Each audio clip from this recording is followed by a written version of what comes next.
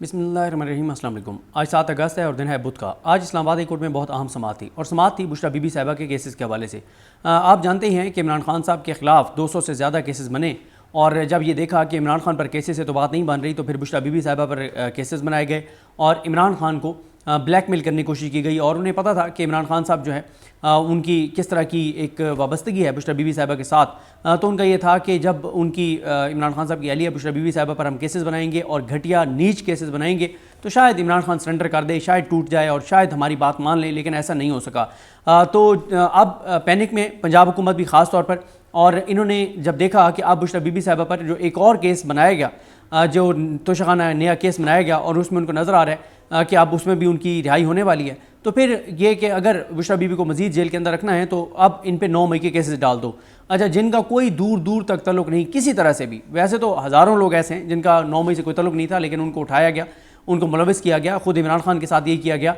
और इमरान खान साहब के हवाले से तो लाहौर हाई कोर्ट की जो जजमेंट है तारिक सलीम शेख साहब की और अनवर पन्नू साहब की, तो वो भी एक पूरी चार्जशीट है पंजाब हुकूमत के ख़िलाफ़। लेकिन ये बुशरा बीबी साहिबा को जो अब मुलविस इसमें किया गया, उनको नामजद किया गया, तो बुशरा बीबी साहिबा ने अपने लीगल टीम के ज़रिए इस्लामाबाद हाई कोर्ट में एक पटिशन की, जिसमें कहा गया कि बुशरा बीबी पर कहाँ पे कितने केसेस हैं उसकी तफसीलात फराम की जाएँ। अदालत को जब तफसीलात फराम की गई और बताया गया कि नैब के ये केसेस हैं, FIA के ये केसेस हैं, जो भी मतलब हैं वो सारे आ गए, ये एक नई चीज़ सामने आ गई कि 9 मई के भी बुशरा बीबी साहिबा को 12 केसों में मुलविस कर दिया गया है। पिंडी के 11 पिंडी के और 1 अटक का। उस पर जो है वो DIG जो ऑपरेशंस हैं उनको नोटिस किया गया रावलपिंडी के कि आएँ और बताएं कि बुशरा बीबी के हवाले से आपके पास क्या सबूत हैं, क्या चीज़ें हैं और क्या मामलात हैं। तो ये समाअत थी, आमिर फारूक साहब ने इसकी समाअत की। तो आज जब समाअत शुरू हुई तो बताया गया कि पहले तो आमिर फारूक साहब ने पूछा कि 12 केसों में से आपने कितनों में गिरफ्तारी डाली है। तो SSP जो हैं ऑपरेशंस, उन्होंने कहा कि अभी तक बुशरा बीबी की किसी केस में हमने गिरफ्तारी नहीं डाली। तो चीफ जस्टिस ने कहा कि ये केसेस कब दर्ज हुए, तो बताया गया कि ये 9 मई के हवाले से केसेस हैं, ये 9 मई को दर्ज हुए। तो चीफ जस्टिस ने कहा कि अगर अभी तक आपने बुशरा बीबी की गिरफ्तारी नहीं डाली तो फिर कहानी ख़त्म। अगर आपको मतलूब होती तो आप अब तक गिरफ्तारी डाल चुके होते। 1.25 साल हो चुका है। अब ये तो नहीं होगा ना कि उनको किसी केस में बरी किया जाए या ज़मानत पर रिहा किया जाए तो उसके बाद आप उनको गिरफ्तार कर लें।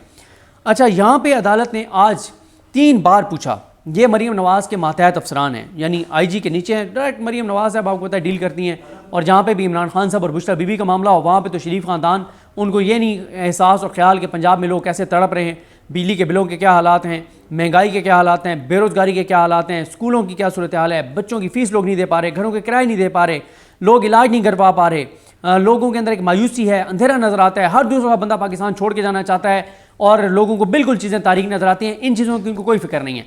उनका सारा फोकस जो है ना वो है इमरान खान बाहर ना आए, बुशरा बीबी बाहर ना आए, इनके ऊपर कितने झूठे केसेस बना सकते हो, ये मरीम नवाज़ का और शरीफ ख़ानदान का सारा फोकस इस पर नज़र आता है। अच्छा, उनसे 3 बार पूछा गया कि कोई एक सबूत तो दिखाएं, बुशरा बीबी के खिलाफ कोई एक ज़रा सा तो सबूत दिखा दें कि बुशरा बीबी का ये तल्लुक़ था 9 मई से। एक सबूत भी नहीं दिखा सके, एक सबूत भी नहीं दिखा सके कि कोई चीज़ वो मतलब कोई ऐसा जिस पे थोड़ा सा डाउट हो सकता है कि हाँ यार इसको देखा जा सकता है, शायद ये बात ठीक हो, कोई एक चीज़ वो अदालत को नहीं बता सके कि बुशरा बीबी का क्या तल्लुक़ था 9 मई से। SSP ऑपरेशन ने फिर अदालत को बताया कि ज़मानत क़ब्ल अज़ गिरफ्तारी की दरख्वास्तें दायर कर दी हैं बुशरा बीबी ने अपने वकला के ज़रिए, और उस पर उन्होंने बताया कि ATC के जज छुट्टी पे हैं रावलपिंडी के। तो जब ये मामला सेशन जज के पास गया तो सेशन जज ने कहा 10 को वो आ जाएंगे तो वही सुनेंगे। तो उन्होंने कहा जी 10 को बुशरा बीबी की ये दरख्वास्तें ज़मानत क़ब्ल अज़ गिरफ्तारी लगी हुई हैं, और उन्होंने कहा कि उसके बाद हम उनको शामिल तफ्तीश करेंगे, मतलब अभी तक हमने नहीं किया, उसके बाद शामिल तफ्तीश करेंगे। यहाँ पे आमिर फारूक साहब बड़े उन्होंने सवाल उठाए। उन्होंने कहा बताएं, कोई कानून बताएं ना कि कानून में कहाँ लिखा है कि किसी ने अगर ज़मानत क़ब्ल अज़ गिरफ्तारी दायर कर दी है तो जब उसका डिसाइड होगा तो फिर आप शामिल तफ्तीश करेंगे। उन्होंने कहा कि ये तो किसी कानून में नहीं है। और ये बताएं कि कब से बुशरा बीबी ज़ेर हिरासत हैं, तो बताया गया कई माह से ज़ेर हिरासत हैं। तो उन्होंने कहा कि आपने अगर तफ्तीश करनी थी, आपने तहक़ीक़ात करनी थी तो आप गए क्यों नहीं अडयाला में, उनसे आप तफ्तीश कर लें, और या आप उनको तलब करवा लेते, जहाँ पे आपने तलब करवाना था आप उनको बुला लेते, आप उनसे तफ्तीश कर लेते, तहक़ीक़ कर लेते, तहक़ीक़ात कर लेते, अभी तक आपने क्यों नहीं की। फिर उन्होंने कहा कि बल्कि जब बुशरा बीबी 9 मई के बाद वो तो गिरफ्तार नहीं थी, इमरान खान गिरफ्तार थे, आप 9 मई के बाद उनको तलब कर लेते। कोई एक अदालत ने कहा, 2 चीज़ें अदालत बार बार पूछती रही, और आपको पता है कि नून लीग और इस हुकूमत को मतलब अगर किसी एक इस्लामाबाद हाई कोर्ट के कमरे अदालत पर एतमाद है तो वो आमिर फारूक साहब हैं, जहाँ से उनके खिलाफ कोई ऑब्जर्वेशन उस तरह से नहीं आती, कोई फैसला नहीं आता, कोई सख्ती नहीं होती। और मैं बता चुका हूँ कि आमिर फारूक साहब की अदालत में नून लीग वाले और नून लीग के मातहत इदारे ऐसे जाते हैं जैसे बच्चे नहीं होते, गर्मी की छुट्टियाँ होती हैं तो नानी के घर जा रहे होते हैं और बड़े एक्साइटेड होते हैं, बड़े खुश होते हैं कि हम छुट्टियाँ नानी के घर मनाने जा रहे हैं, और बड़े खुश होते हैं, बड़ा वो उनका देखने वाला होते हैं, उनके चेहरे, उनकी खुशी दीदनी होती है। तो नून लीग वाले और इनके मातहत इदारे आमिर फारूक साहब की अदालत में ऐसे ही जाते हैं जैसे बच्चे नानी के घर जाते हैं कि भाई अब तो हम जो है ना वो मज़े मज़े होंगे हमारे। तो उस अदालत में भी दो चीज़ें पूछी जाती नहीं, एक कोई एक ज़रा बराबर सबूत दिखा दें, बुशरा बीबी का कोई तल्लुक दिखा दें 9 मई से, दूसरा कि अगर 9 मई में वो मुलविस थी तो आपने अब तक उनको शामिल तफ्तीश क्यों नहीं किया, क्या शामिल तफ्तीश किया है, कोई चीज़ दिखा दें। और कोई चीज़ नहीं थी, कोई आपने उनको नोटिस किया हो कि आप तहकीकात के लिए आ जाएं, वो ना ही हो, आपने बुलाया हो वो ना ही हो, उन्हें रिस्पॉन्ड ना क्यों, कुछ भी नहीं दिखा सके, ना सबूत दिखा सके, ना शामिल तफ्तीश करने का कोई रिकॉर्ड दिखा सके, ना उनको तलबी का कोई सबूत दिखा सके, कोई चीज़ नहीं दिखा सके। उसके बाद उन्होंने कहा जी, SSP ने कहा जी नहीं, हमने कभी उनको नहीं बुलाया शामिल तफ्तीश होने के लिए। तो उन्होंने कहा कि आप तहकीकात पे कह रहे हैं कि आपने तहकीकात नॉट येट कह रहे हैं आप। तो उन्होंने कहा 1.25 साल हो चुका है, आमिर फारूक साहब ने कहा 1.5 साल होने वाला है और आपके पास कोई सबूत नहीं है, कोई चीज़ नहीं है, ऐसी बात ना करें जो कानून में नहीं है। पंजाब पुलिस तो ज़्यादा समझदार है ना, या ज़्यादा समझदार नहीं है, ये लाइटर नोट में उन्होंने कहा। फिर अदालत में क्या भी लगा, उन्होंने कहा कि ये बताएं कि इस्लामाबाद पुलिस ज़्यादा समझदार है या पंजाब पुलिस ज़्यादा समझदार है। तो इसमें उन्होंने फिर कहा कि लाइटर नोट पे मैं ये बात पूछ रहा हूँ। उसके बाद खोसा साहब ने कहा, लतीफ़ खोसा साहब ने, कि जनाब ये दोनों ही एक जैसे हैं, पंजाब पुलिस भी और इस्लामाबाद पुलिस भी। उसके बाद आमिर फारूक साहब ने कहा कि आप इधर उधर जा रहे हैं, आप बताएं ना कि क्या ये जूरिस्प्रूडेंस गलत है, अदालत ने जो अपने फैसलों के ज़रिए कायम की है कि अगर एक केस में आप किसी को गिरफ़्तार करेंगे तो बाकी केसों में भी उसकी गिरफ़्तारी तस्वुर होगी। ये नहीं हो सकता कि एक केस में गिरफ़्तार करें, उसमें रिहा हो, फिर दूसरे में गिरफ़्तार कर लें। उसके बाद उन्होंने सुगरा बीबी केस का हवाला दिया। उन्होंने कहा कि मैकेनिकल तरीके से आप गिरफ़्तारी इस तरह से नहीं डाल सकते, आप गिरफ़्तारी तब डाल सकते हैं जब आपके पास कोई सबूत हो। आपके पास कोई सबूत ही नहीं है, आप उनको कैसे गिरफ़्तार कर सकते हैं, आप अब उनको शामिल कैसे कर सकते हैं केसों में 1.5 साल बाद। और उसके बाद उन्होंने कहा कि आपको आमिर फारूक साहब ने कहा इसलिए बुलाया था कि आप आगे में बता दें, दिखा दें। कोई चीज़ इस रावलपिंडी पुलिस जो है उसके अफसरान को एक चीज़ बुशरा बीबी के हवाले से नहीं दिखा सके। और उन्होंने फिर आमिर फारूक साहब ने कहा कि देखें, मेरा ये कोई कंसर्न नहीं है कि वहाँ सेशन जज क्या कर रहा है, ATC का जज क्या कह रहा है, वहाँ क्या चीज़ हो रही है। मैं तो सिर्फ, मेरा कंसर्न ये है कि आप ये बता दें कि आपने ये गिरफ़्तारी इतने अरसे बाद कैसे, आप इतना नामजद मुलविस कैसे किया है।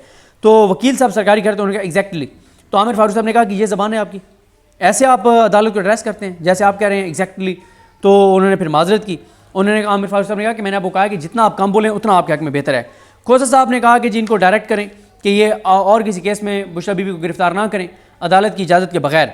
तो आमिर फारूक साहब ने कहा कि देखें, अब आपने क्योंकि ज़मानत अप्लाई की हुई है और वहाँ पे ATC पिंडी में, तो अब वहाँ डिसाइड होने दें। अब हम अभी कैसे इन केसों पे कोई ऑब्जर्वेशन अपनी दे सकते हैं, हुक्म दे सकते हैं जिनमें ऑलरेडी आप खुद ज़मानत कबल अज़ गिरफ़्तारी दायर कर चुके हैं। तो खोसा साहब ने 2 टोक इनकार कर दिया। उन्होंने कहा ये झूठ बोल रहे हैं, ऐसी कोई बात नहीं है, हमने बुशरा बीबी ने कोई ज़मानत कबल अज़ गिरफ़्तारी दायर नहीं की, ये हालत है PTI के वकला की कोऑर्डिनेशन का।